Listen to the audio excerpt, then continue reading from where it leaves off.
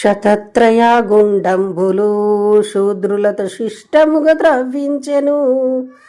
కృషియును గోరాక్షము వారలకు ఇచ్చెను కుసుమ శ్రేష్ఠి.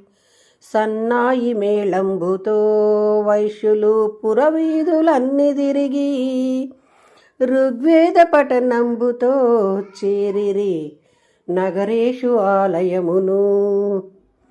బాలరును పిలిచెనమ్మా వాసవి వారితో ఇటు చెప్పెను. గుండమున దూకగానే వెలసెదను నిలువెత్తు విగ్రహముగా. ఓ తల్లి తండ్రులారా మీకిప్పుడు పరిపక్వ దశ గల్గెను. విశ్వరూపము చూపెదా నన్నిప్పుడు కనులారగాంచరయ్యా. ఈ కన్యకా పరమేశ్వరీ మాయమ్మ కాపాడు మమ్ము మమ్ము. పుణ్యచారిత్రి నిన్ను నిరతమును పూజింతు మమ్మ మేము.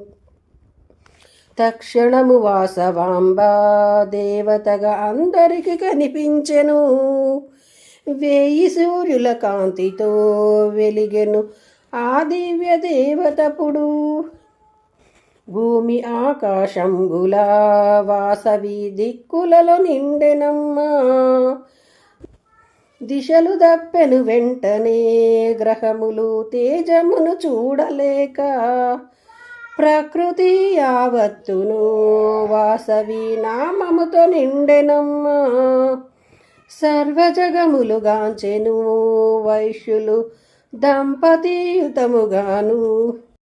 దిశ దిశలు నిండినట్టి ఆ దివ్య దర్శమును గాన్పించెను. జగము వణుకుచున్నది జగజ్జనని కావవే భక్త కోటి. శ్రీ కన్యకా పరమేశ్వరీ మాయమ్మ కాపాడు మమ్మ మమ్ము. పుణ్యచారిత్రి నిన్ను నిరతమును పూజింతు మమ్మ మేము.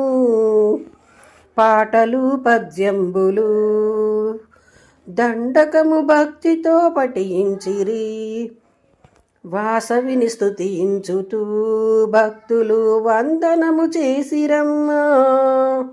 ధూపదీపముల తోడను వైశ్యులు పూజించి పాడిరమ్మా. శాంతించి వాసవాంబ భక్తులకు ప్రేమగా తిలకించెను. నవకన్యలందరపుడు వాసవికి అభిషేకములు చేసిరి. పట్టు చీరను కట్టిరి భక్తితో పూలహారములేసిరి.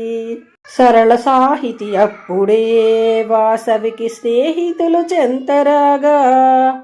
ద్వారపాలకమూర్తులై స్నేహముతో ఉండమని చెప్పే తనకు. కన్యకా పరమేశ్వరీ మాయమ్మ కాపాడు మమ్మ మమ్ము.